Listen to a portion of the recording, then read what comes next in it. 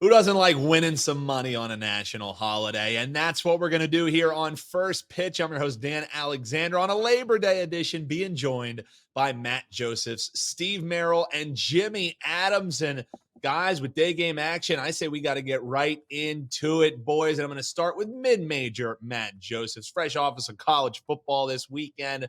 Let's get into the Guardians hosting the Twins. And, man, it's just the Guardians looking up at their big brother Twins this year in the AL Central. What do you think? They can close the gap here in game one, or are you attacking this a little different? Yeah, this is an interesting matchup because it's a rematch, at least for Pablo Lopez, because the last time out he faced these same Guardians. We had the under on 6.5 strikeouts in that one, and he had only 5. The books reduced the number a little bit, made it 5.5. I'm not as interested in the K props when it comes to rematches because the adjustments are probably being made on both sides. Although Pablo has only had 5 strikeouts in each of those 2 starts this season against the Cleveland Guardians. The other side's the interesting thing. Lucas Giolito, of course, obviously didn't start with Cleveland this season, was with the Chicago White Sox, and now he gets to see this team for a 4th time already. He's seen Minnesota several times already.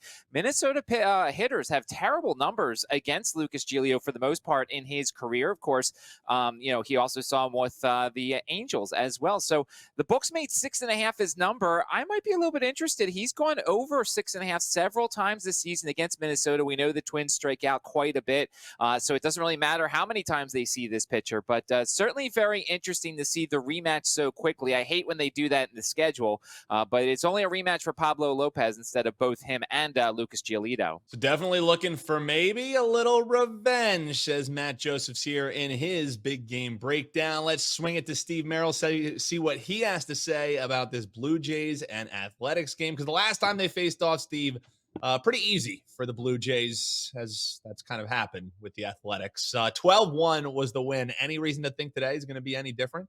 No, Oakland off a little 3-game sweep here, but let's not overlook it. I'm going to talk more about the LA Angels, Dan's LA Angels at the end of this show here in the Best Bet segment. But this is a situation in which I think Oakland was just in the right spot at the right time by playing the coldest team in baseball, the Angels, who have absolutely nothing to play for after not being sellers at the trade deadline. They're trying to get through it, and Oakland took advantage. Power to the A's, one of the worst teams in the history of baseball, did put up 21 runs, and they did so on 39 hits the past 3 days in that sweep of the Angels. But now they face a much tougher opponent in the Toronto Blue Jays. Carmine's Toronto Blue Jays, the Prez's, Andrew McGinnis's Toronto Blue Jays. Look at all that WagerTalk power the Blue Jays have behind them today in LA. And I like this offensive momentum for Toronto right now. This team has put up 7 runs or more in 4 straight games, 34 runs combined while going 3-1 straight up. Nothing misleading about it. This team now has 11 hits or more in 5 straight games. So 2 ways I think you can play this one. Obviously, I look at Toronto here. I'm always looking to fade Oakland, and it's a reasonable price. It's under $2 here, so you don't even really need to look at the run line here. You could take the minus 185 money line, but I also don't mind lessening that price down to minus 115 on the run line. But I think the over is also worth a look here, just in case Oakland continues to play well. That should easily push this one over the 8.5. The Blue Jays, once again, have put up 7 or more in 4 straight games. Oakland hitting the ball well also. Over 8.5, I think, is probably the best way to play it. Looking over the 8.5 in the Blue Jays and Athletics. Check Steve out at wt.buzz/SM. And Jimmy Adams, he's going to be talking about that game a little bit later in Best Bets. So more reason than ever to stay locked in here. Jimmy, you want to take a look. Steve was joking about my Angels. No, it's my Phillies. And we finally have some things to be excited about in Philadelphia. Looking like they're wrapping up that wild card nicely, and looking at them probably longingly is the team they defeated in the NLCS. They're visiting the Padres today, and you got a big game breakdown. How are you betting this one, Jim? I'm always looking for an opportunity to fade Rich Hill. We've been doing so all year with success. So why stop now? The Padres have dropped 5 straight starts by Hill, 9 of his last 11 between Pittsburgh and San Diego. Obviously, he got traded. So aside from the Mets, I think it's safe to say the Padres have been the biggest disappointment in baseball as they find themselves looking up at a jam-packed NL wildcard race. I'm a big analytics guy when it comes to starting pitching in baseball, and Hill's numbers are so bad. I mean, it's hard to find something he's good at. a low whiff percentage, low K rate, gets hit hard. His WOBA sucks, sitting at 354. Everything just at the bottom of the league. Now, Taijuan Walker isn't a pitcher that's necessarily going to wow you, but he's done a good job keeping opposing lineups off barrels, does a pretty good job keeping the ball on the ground. And he's done well against San Diego. He allowed just 1 earned the last time he faced him, over 5 innings, 3 hits.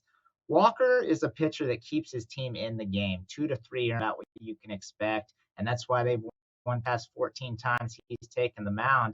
I lean Philly for today's BGB. I love it. Sucking up to me early here. Leaning the Phils as they take on the Padres. We love to see it. And I know another guy who likes hearing it, and that's a man who has a best bet coming your way. It's Matt Josephs. Check him out at sm.buzz/MJ. You want to take a look at another one of these Pennsylvania teams? It's the Pirates, who are taking on the Brewers, and you have a feeling that maybe one of these pitchers might be dicing. Maybe it has something to do with the hitting lineup he's facing. How are you going to be betting this one, Matt? I believe that the San Diego Padres fans like to refer to this bet as "that's what's in." I don't know. I don't remember. All I remember is a bunch of older men doing a dance to that last year and losing a series to the Phillies. Well done. But well yes, played. Going back to the Brewers and the Pirates here, I'm looking at under 2.5 earned runs allowed for Corbin Burnes. It's minus 145 on draft. 7 of the last 9 right-handed starting pitchers have gone under this against the Pirates. Burnes has seen the Pirates 2 starts so far this season. He's given up 3 hits and 4 runs. So he's absolutely dominated this team, and he's gone under this in 9 of his 11 starts this season, his last 11 starts. So Corbin Burnes is in good form. We may get a solid lineup in terms of a lot of youngsters for the Pirates here. So I'll take advantage of that. Under 2.5 earned runs, minus 145 for Corbin Burnes. Burnes going under the 2.5 earned runs allowed. As Matt said, minus 140 is where you can grab that. And hey, a little Labor Day edition here. Why don't you throw these guys a like? Hit that subscribe button. There is no days off here at WagerTalk TV, getting you the actionable info you know and love. So we would love to see you throw us a little love in the comments, and also let us know what your favorite bet is tonight. We have pitcher prop there, so hop below. You have any props that you're going to be betting tonight? Any home run hitters that are going to go yard on Labor Day? We want to know about them in the comments below. Steve Merril also has a best bet, and this one you'll have plenty of time to get in because he's looking at the nightcap when the Orioles are visiting. They're my Los Angeles Angels now. Darn it. I can't believe that's getting put on me. I guess I moved out here and jinxed them, Steve, but how are you going to be betting this game? You're going to look at a free play, a late night game. Lots of daytime games here on Monday, but there's a late night game that has value as well. I'm going to look at that in just a moment for your free play for Monday night. Labor Day. Happy Labor Day to everybody, and happy Labor Day night. A lot of people take Labor Day off, but I honor the holiday. It says Labor, so I work hard. We had a big college football weekend. In fact, 3-1 overall here in week 1 in college football. Baseball hitting on all cylinders as well. Don't forget, it's $9 Monday, Labor Day, $9 Monday. All best bets is $9, including my strongest plays right now. Steve Merril, WagerTalk.com. Let's look at a late night game at 9:38 p.m. Eastern. Oh, 9:38 start time. That must mean it's an Angels game, and it is. It's in L.A., and they're playing the Baltimore Orioles. My Baltimore Orioles used to be as a kid, and they once again are, because they are a fantastic team the last couple of years. They've simply won over 55 units against the money line the past 2 seasons in all games. They are currently 21.5 games ahead of the mighty LA Angels, who had a much bigger payroll this season. Angels were not sellers at the trade deadline. They did not trade Ohtani. They probably wish they did, because they are out of the playoff race. I've talked about them several times over the last week. Be very careful with teams like this that had championship aspirations and then fall short. Those are often the teams that toss the towel in the season, and that appears to be the case. Angels just got swept by the mighty Oakland A's this past weekend. They have now lost 6 out of 7, and they return home after 9 straight road games. And as our friend Jeff Michaels will tell you at WagerTalk.com, that is never a good spot for home dogs. Now, the ultimate fade spot is a day of rest. So the Angels don't have that, but it's still a pretty bad spot. I don't see them fixing their problems, returning home, having to deal with the distractions of Labor Day, the family, going to the grocery store, and etc. Orioles have been taking care of business for 2 straight years, up 55 units against the money line.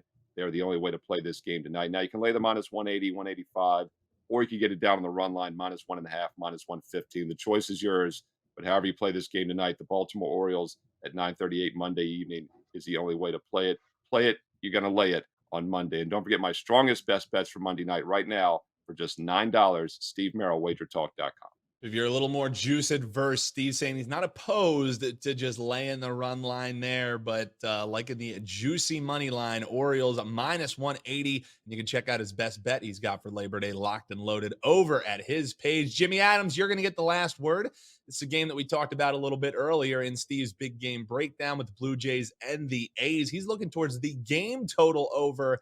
You're ISOing in on one of these sides. What are we thinking? We'll take a look at the Blue Jays also as they head to Oakland for what I would consider an important series. Toronto really fighting for that last wild card spot. Games like these against bottom feeders such as Oakland, just games they have to have. And Toronto scored 27 runs in Denver. I realize that's Coors Field, but they did a good job scoring in the previous series as well against Washington. Now, I don't trust Jose Barrios as he's given up 5 runs in back-to-back starts. So I'm going to focus on their team total over 4.5 right now at DraftKings. We're going to look to fade Ken Waldachuk, a pitcher whose FIP of 5.52 is pretty much right in line with his ERA.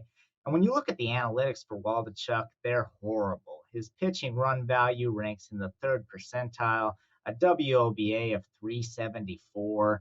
He had 5 walks in his last start, a hard hit percentage of 42.3%. The list really just goes on. There's not much good to say about Waldachuk.